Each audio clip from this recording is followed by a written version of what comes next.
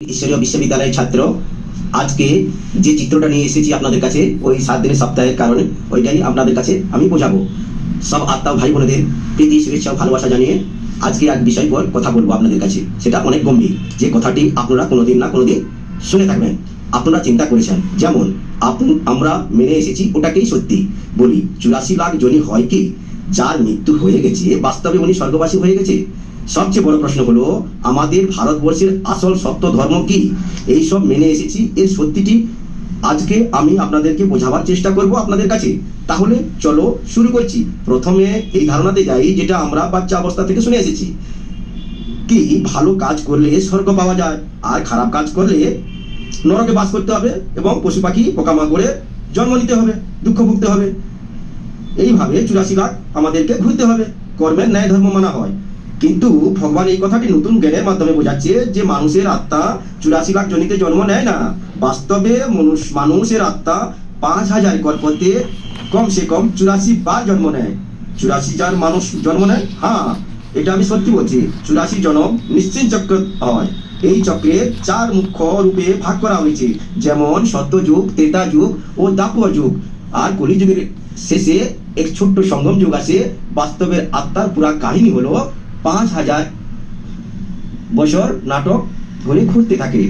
যে আত্মা প্রথম থেকে মানে শুরু থেকে সত্যযুগ থেকে অভিনয় করে আসছে ওই আত্মাটা অধিকতম 84 বার জন্ম নেয়, আর যে আত্মা পরে আসে ওর জন্ম কম হয়। কিন্তু আমাদের ধারণা ও সিদ্ধান্ত এই কথাটির উপরে টিকে আছে কি ভালো কাজ করলে স্বর্গ পাওয়া যায় আর খারাপ কাজ করলে নরকে বাস করতে হবে। এটা সবচেয়ে আমাদের ভুল ধারণা। তাহলে আমি তোমাদেরকে কি বলতে চাইছি, তাহলে আমরা যদি কোনো খারাপ কাজ করি সাজা পাওয়ার জন্য পোকামাকড় পশু পাখিতে জনিতে জন্ম নিতে হবে কি? এটা যদি না হয় তাহলে আমাদের কর্মের হিসাব কিতাব কিভাবে হবে? আর পাপ আর পুণ্যর ফল কোথায় পাবো? বিলকুল সঠিক প্রশ্ন করেছি আমি তোমাদের। এবার এর জবাবের বিচারধারায় কেন্দ্র রয়েছে। ভগবান বোঝাতে চাইছে আমাদেরকে কর্মের ফল ভোগার জন্য, বিশেষ করে দুঃখ ভোগার জন্য মানুষের আত্মা শক্তিশালীর মতো জনি থেকেও এর উপরে কোনো জনি নেই। কিভাবে হবে এটা? কিন্তু আমি অন্য এক চিন্তা করি, জানোয়ারের জীবন সবচেয়ে কষ্টের হয়। কিন্তু চিন্তা করুন আপনারা, জানোয়ারের চিন্তা কি হয়? ঘুম আর নিজেকে সুরক্ষিত রাখা, ঠিক এটাই হবে। তাহলে এখন এক মনুষ্য জীবনের চিন্তা কি? তাহলে বলছি শোনো মন দিয়ে। তাহলে মনুষ্য জীবনের চিন্তা দেখুন, ইনকামের চিন্তা, বাচ্চার ভবিষ্যৎ, সমাজের মান সম্মান, আত্মীয়দের কাছে ধোঁকা খাওয়া, লোনের কিস্তি, ট্যাক্স আর বাজারের দরদাম বাড়ছে, তাই না? এই মানসিক ভাবনা চিন্তার দুঃখ, তাই না? তাহলে আমি আপনাদেরকে ঠিক বলছি, বোঝাতেও পেরেছি ভালোভাবে, যেটা কোনোদিন না কোনো পশু পাখি ও পোকামাকড় চিন্তা করেনি, কোনোদিন কোনো জানোয়ার হয়ে চিন্তা করেনি কি আমাকে সমাজে মান সম্মান দেয় না, তাই না? এই কথাটি ঠিক বলছি আপনাদেরকে। একটু চিন্তা করুন, মানুষ পশুর থেকে অনেক সংবেদনশীল হয়। আপনি একটা জানোয়ারকে মারলে কিছু সময় ওর শরীরে ব্যথা অনুভব করবে, কিন্তু কিছু সময় পরে সেটা সে ভুলে যায়।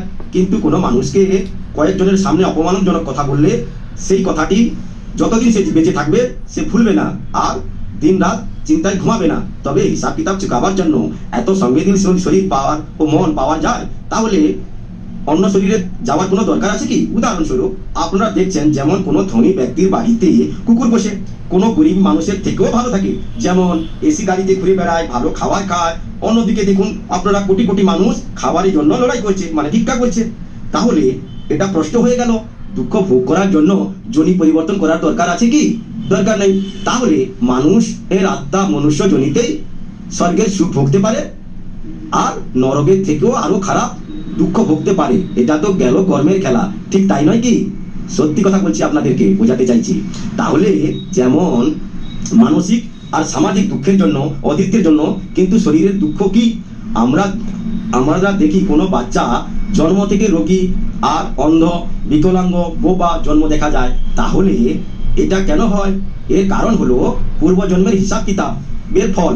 তাহলে আমি আপনাদেরকে বুঝাতে পারলাম, আমরা মনুষ্য জনিতে সুখ আর দুঃখ ভুগতে পারি, তাহলে অন্য কোনো জনিতে যাওয়ার দরকার আছে কি? আর আরো একটা গম্ভীর কথা, সেটা কি?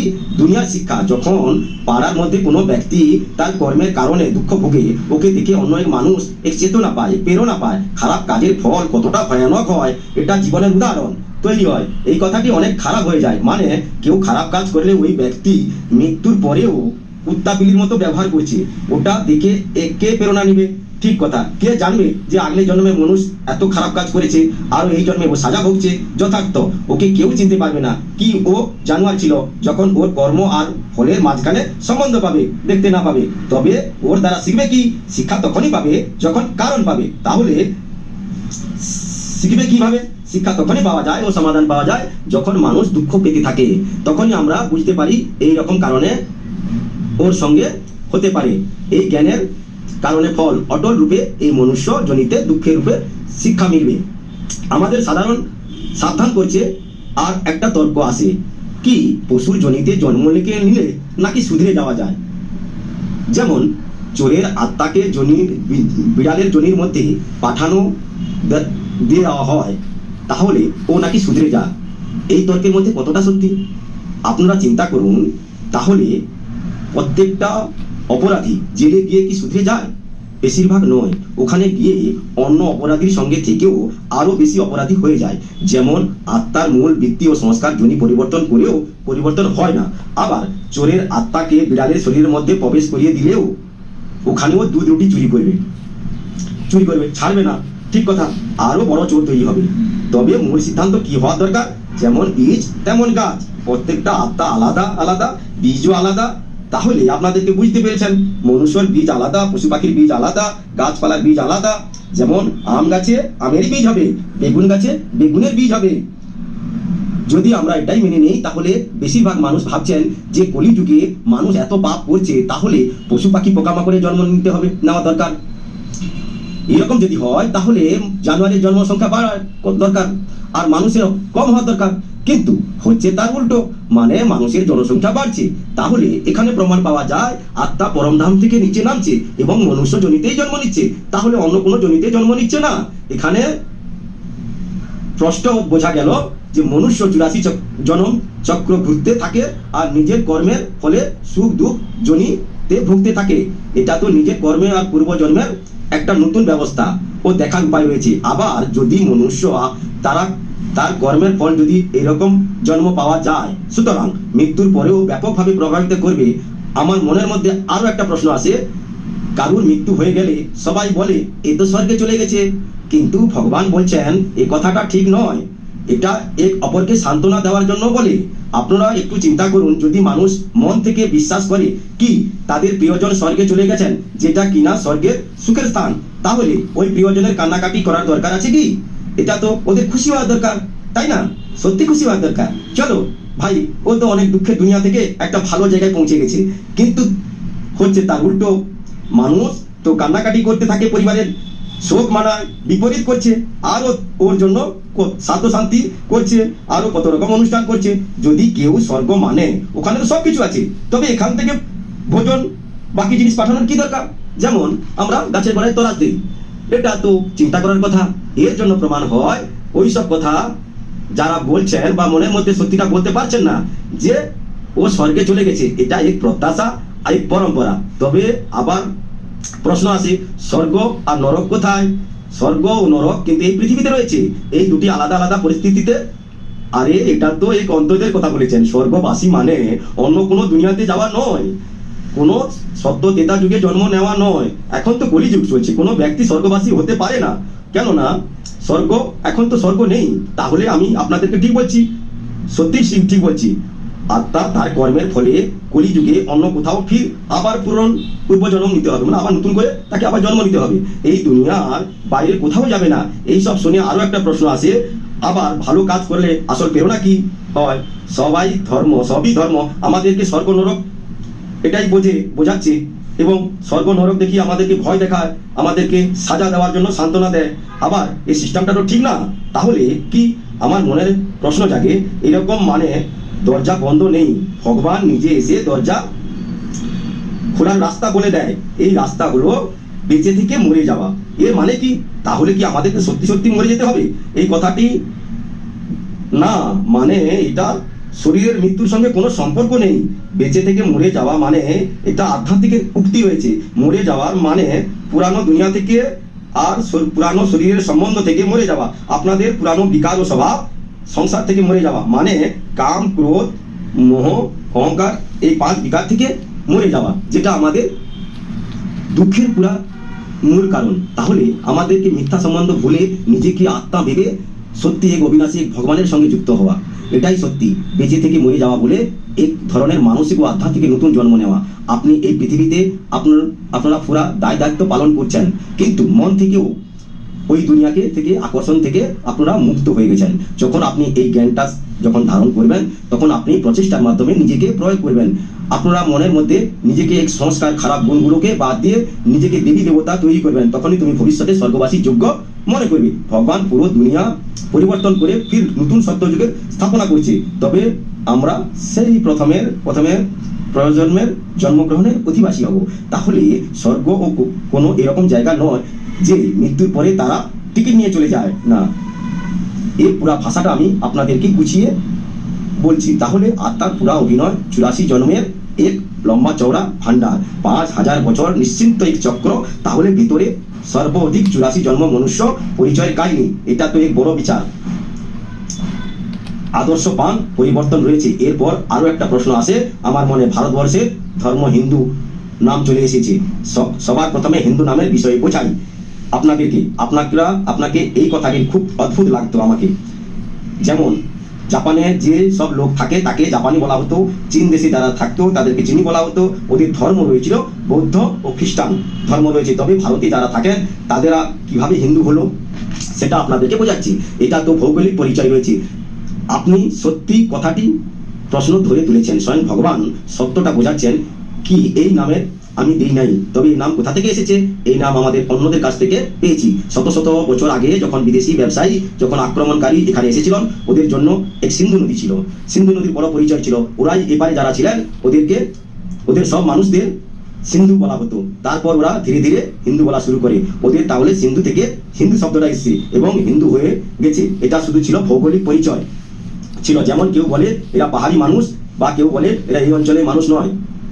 এর সঙ্গে কোনো ধর্মের সম্পর্ক নেই। শুরু থেকেই সময়ের সাথে সবাই এই ভৌগোলিক পরিচয় নিজের ধর্মের পরিচয় মেনে নিয়েছে।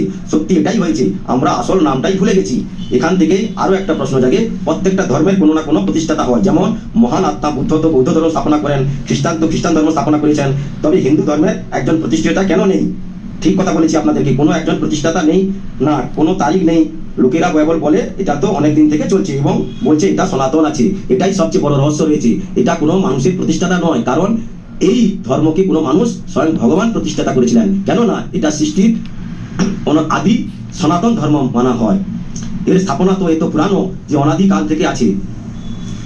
সৃষ্টির শুরু থেকে অতিক্রমের আগে মানুষ ভুলে গেছেন। এই জন্য সব মানুষ বলে এটাই সনাতন আছে এবং অনাদিকাল থেকে আছে। সুতরাং হিন্দু নাম যদি না হয় এবং প্রতিষ্ঠাতা ভগবানের হয়তো ভগবানের তার প্রকৃত নাম কি প্রকাশ করেছেন? স্বয়ং ভগবান বলছেন আমাদের মূল ধর্ম হলো আদি সনাতন দেবী দেবতা ধর্ম। এটা শুধু নাম নয়, এটা আমাদের পুরো পরিচয়, আমাদের ইতিহাস, আমাদের ভবিষ্যৎ। এর মধ্যে আমাদের সারমর্ম রয়েছে। এটা শুনতে অনেক কঠিন লাগছে। এটা তোমাদেরকে আমি এই ঘটনাটা পুরো খুলে বলছি, শুনো। আদি সনাতন দেবী দেবতা ধর্ম, প্রত্যেকটা শব্দের একটি করে কাহিনী রয়েছে। এই 3টি শব্দের মধ্যে গুরুত্বপূর্ণ রয়েছে। সবচেয়ে প্রথমে হলো আদি, মানে শুরু থেকে। এই ধর্মের সৃষ্টি চক্রের আগে মানে সত্যযুগ ছিল। দুনিয়ার সব থেকে প্রথম ধর্ম যখন দুনিয়াতে নতুন ছিল, মানে পাবন ছিল। এই সব ধর্মের মূল নতুন মানা হয়। সনাতন মানে চিরোত্তর বা চিরকাল থাকবে। চিরোত্তর যা কখনো শেষ হবে না। অন্য ধর্ম স্থাপনার সময়তে আরো এক অভিনয় করে এবং তাদের প্রভাব কমে যায়। এই ধর্মটি অনাদিকাল থেকে আছে, কিন্তু আজ আমাদের কাছে এই পরিস্থিতি নেই। ভগবান বলছেন কলিযুগের শেষে আস্তে আস্তে এই ধর্ম মানে সনাতন ধর্ম অনেক খারাপ হয়ে গেছে, খারাপ হয়ে যায়। মানুষ এর মূল সিদ্ধান্ত ভুলে যায়। তখন এই সনাতন ধর্ম পূর্ণ স্থাপনা করার জন্য স্বয়ং ভগবান এই ধরতিতে আসতে হয়। ও ভালো কথা, সবচেয়ে ভালো কথা হলো তাহলে এটা নষ্ট হয় না কোনোদিন। মানে এই সনাতন ধর্মের ব্যাটারি চার্জ কমে গেছে, কিন্তু আবার ভগবান এসে নতুন রিসার্চ করে দেয়। তাহলে আমি তোমাদেরকে সঠিক উদাহরণ দিয়ে বোঝাতে পেরেছি ঠিক, কিন্তু সেইভাবে এখন এবং সেই নামে 2য় অধ্যায়তে সবচেয়ে গুরুত্বপূর্ণ কথাটি হলো দেবী দেবতা। এটাই সবচেয়ে গুরুত্বপূর্ণ বড় ধর্ম। এই ধর্মের মূল কারণ হলো সত্যযুগ আর ত্রেতা যুগের ছিল। সুতরাং প্রত্যেকটা মানুষ তার গুণের কারণ ও প্রতিকারের কারণে দেবী দেবতা বলতো। যেমন শ্রীকৃষ্ণ, শ্রীনারায়ণ, শ্রীরাম, সীতা আপনারা চিন্তা করুন ওরা কিভাবে চরিত্রবান ছিল, মানে সম্পূর্ণ কলা 16 কলা চরিত্রবান ছিল। ওদের রাজ্যটাই স্বর্গ বলতেন। মানুষ হয়েও নিজের কর্ম থেকেও নিজের গুণের মধ্যে সম্পূর্ণ পবিত্রতা থাকার কারণ দেবী দেবতা ধর্ম বলতো। এটা তো পুরা পরিচয় দেওয়া হলো। তাই ঠিক বলছি আমি। তাহলে আমি তোমাদেরকে বোঝাতে পেরেছি। এর জন্য আরো এক প্রশ্ন আসে, এটা যদি হতো এত শুধু শৃঙ্খলা ধর্ম মানা হতো, তবে এর প্রধান ধর্মগ্রন্থ কোনটা বলা যাবে? কেননা ভারতবর্ষে অনেক গ্রন্থ রয়েছে, যেমন বেদ, পুরাণ, উপনিষদ রয়েছে। হ্যাঁ, অনেক রয়েছে। এর মধ্যে শ্রেষ্ঠ কোনটি? এর মধ্যে গভীর রহস্য লুকিয়ে রয়েছে, যেটা কিন্তু কেউ জানে না। সেটা হলো সেটা গ্রন্থে যেখানে বলা হয়েছে সেটা ভগবানের মুখস্থিত বাণী, মানে ভগবানের মুখ দ্বারা মহাবাক্য, কোনো মানুষের বুদ্ধিতে স্বয়ং নয়, স্বয়ং ভগবানের মহাবাক্য জ্ঞান হয়ে থাকে। এই জন্য এর নাম হয় শ্রীমদ্ ভগবদ গীতা। আর বাকি মানুষের মুখস্থিত মুনি ঋষি রচনা করেছেন। কিন্তু এখানে তো সবচেয়ে বিভ্রান্ত তৈরি হয়, মানে এখানে সবচেয়ে বড় ভুল হয়েছে। কিন্তু পুরা দুনিয়া মানছে গীতার জ্ঞান শ্রীকৃষ্ণ তো অর্জুনকে শুনিয়েছিলেন, তবে গীতার রচনা শ্রীকৃষ্ণ হয়, তাই না? না, ভগবান শিব। এটা তো বোঝাতে পারলে বোঝা যাবে, যেটা হয়েছে জ্ঞানের চাবিকাঠি। এই কথাটি ভারতবর্ষের আধ্যাত্মিককে ধ্বংস করেছে এবং ভাগ্যটাকে পরিবর্তন করে দিয়েছে। স্বয়ং ভগবান এসে জটিল বোঝাচ্ছেন যে শ্রীকৃষ্ণ দেবতা ছিলেন, ভগবান নয়। শ্রীকৃষ্ণ ছিলেন সত্যযুগের রাজকুমার ছিলেন, আর ছিলেন পুরা পবিত্রতা আত্মা। কিন্তু শ্রীকৃষ্ণ তো জন্ম মরণের চক্রের মধ্যে আসতে হয়, ওরও মা বাবা ছিলেন। সুতরাং শ্রীকৃষ্ণ সর্বশ্রেষ্ঠ অভিনয় নেতা ছিলেন। কিন্তু গীতা লিখেন না, গীতার জ্ঞান শুনিয়েছিলেন, কিন্তু গীতা রচনা স্বয়ং ভগবান শিব করিয়েছিলেন। তাহলে আমি তোমাদেরকে বোঝাতে পেরেছি। কেননা গীতা তো লেখা রয়েছে, আমি জন্ম নিই না, আমার জন্ম হয় না, মৃত্যু হয় না, আমি তো অজন্মা, আমার নিজস্ব কোনো শরীর নেই, না আমার কোনো মাতা পিতা ছিল না। তবে এখানে বোঝা যায় শ্রীকৃষ্ণ তো মাতা পিতা ছিলেন, তবে শ্রীকৃষ্ণ ভগবান হতে পারেন না। তবে শিব বাবা পুরো দুনিয়ার আত্মার মাতা পিতা, শ্রীকৃষ্ণেরও মাতা পিতা ছিলেন। শিব বাবা বলছেন, আমি সৃষ্টির বীজ, আমি আমার বীজ রচয়িতা। এই জ্ঞানের সৃষ্টি চক্রের সব থেকে মহত্বপূর্ণ সময়তে জ্ঞান দিয়েছিলেন যখন কলিযুগের শেষে হয়েছিল আর সত্যযুগের শুরু হয়েছিলেন। এই ছোট্ট সময়কে সঙ্গম যুগে বলা হতো। এই সঙ্গম যুগের সময় ভগবান শিব একটা সাধারণ শরীরের মধ্যে প্রবেশ করেছিলেন। যে শরীরে প্রবেশ করেছিলেন ওনার নাম দিয়েছিলেন প্রজাপিতা ব্রহ্মা। ওনার মুখের দ্বারা এইসব সারা জ্ঞান শোনায়। তাহলেও আপনারা বুঝতে পেরেছেন শিব বাবার জ্ঞানের বীজ, আর ওই জ্ঞানের শ্রীকৃষ্ণ জন্ম নিয়ে হয়েছে উত্তম ফল, আর পুরো দুনিয়াটা ফলটাকে বীজ ভেবে বুঝে বসে আছেন। তাহলে আমি আপনাদেরকে সঠিক ভেবে বোঝাতে পেরেছি। সুতরাং শ্রীকৃষ্ণ হলেন গীতার সেই জ্ঞানের প্রতিমূর্তি। গীতা জ্ঞানের গুণগুলো ধারণ করে সবচেয়ে উঁচা পদ লাভ করা যায়, এটাই শিব জীবনের উদাহরণ রয়েছে। এই জন্য গীতার জ্ঞানদাতা নিরাকার শিব, আর জ্ঞানের কে ধারণ করে দেবতা হয়েছে সাকারি শ্রীকৃষ্ণ। এর আরো একটা প্রশ্ন আসে, শ্রীকৃষ্ণের উপরে যে এত আরোপ লেগেছে এর কারণ কি? যেমন 16,108 গোপ গোপী ছিলেন, আরো গোপ গোপীদের নিয়ে খেলা করতো। এই কথাটি আমি তোমাদেরকে বোঝাতে চাইছি যে স্বয়ং ভগবান বলছেন এই সব কথা মিথ্যা। একজন মহান আত্মা, ওর উপরে এত বড় অপমান হতে পারে না। আপনারা নিজেরা চিন্তা করুন, যে আত্মা স্বরূপকলা সম্পূর্ণ মর্যাদা পুরুষোত্তম বলা হতো, তাহলে কি এমন কাজ করবে? ও এমন কাজ করবে যেখানে একটু অপবিত্রতা হবে? শ্রীকৃষ্ণ তো সত্যযুগের প্রথমে রাজকুমার ছিলেন, যেখানে কাম বিকারের নাম নিশানা ছিল না। ওখানে তো সব পাবন ছিলেন, ওখানে দৃষ্টি বৃত্তি কর্ম সবাই পাবন ছিল। সত্যযুগের দুনিয়াতে যেখানে কাম বিকারের নাম নিশানা ছিল না, ওখানে তো সব কিছু পাবন হয়। তবে এই কাহিনী এলো কোথা থেকে? কেউ না কেউ লিখেছেন। এর কারণ গীতার লেখার ভুল কারণ, যখন মানুষের নিরাকার ভগবানকে ভুলে গেছেন আর সাকারি শ্রীকৃষ্ণকে ভগবান মেনে নিয়েছেন, তবে লেখক ভগবানের প্রত্যেকটা কাজকর্ম শ্রীকৃষ্ণের উপরে দিয়ে দিয়েছে। গীতা ভগবান বলছেন, আমি পতিত পাবন। পতিতকে পাবন তৈরি করার কাজ তো পতিত দুনিয়াকে, মানে কলিযুগের শেষে হবে না। অন্য কোনো দুনিয়াতে পতিত পাবন দরকার নেই। আর শ্রীকৃষ্ণ তো পাবন দুনিয়া, মানে সত্যযুগের রাজকুমার ছিল। কিন্তু মানুষ শ্রীকৃষ্ণকে পতিত পাবন মেনে নিয়েছে, তবে ওর সঙ্গে পতিত দুনিয়ার কথা বলে, যেমন রাসলীলা জুড়ে দিয়েছে। ভগবানের অলৌকিক কাজ না বুঝতে পেরে ওরা সব থেকে পাবন দেবতার উপরে নোংরামি ছুড়ে দিয়েছে। এখান থেকে দেবতার উপর নোংরামি করে দিয়েছে। এখান থেকে অনেক বড় ভুল হয়েছে। এখানে থেকে জুড়ে আরো একটা প্রশ্ন আসছে, সেটা হলো যুদ্ধ। যুদ্ধ মানে লড়াই।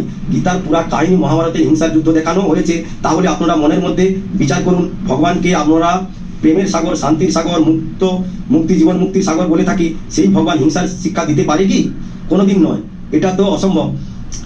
অসম্ভব। যে ভগবান অহিংসা পরম ধর্ম স্থাপনা করতে আসে, তবে হিংসার যুদ্ধ কেন শিখাবেন? এখানে ভগবান আমাদেরকে বোঝাচ্ছেন, গীতাতে যুদ্ধের যে বর্ণনা দেখাচ্ছে এটা তো কিন্তু বাস্তবিক রক্ত হাড় মাংসের নয়। তবে এটা কিরকম যুদ্ধ ছিল?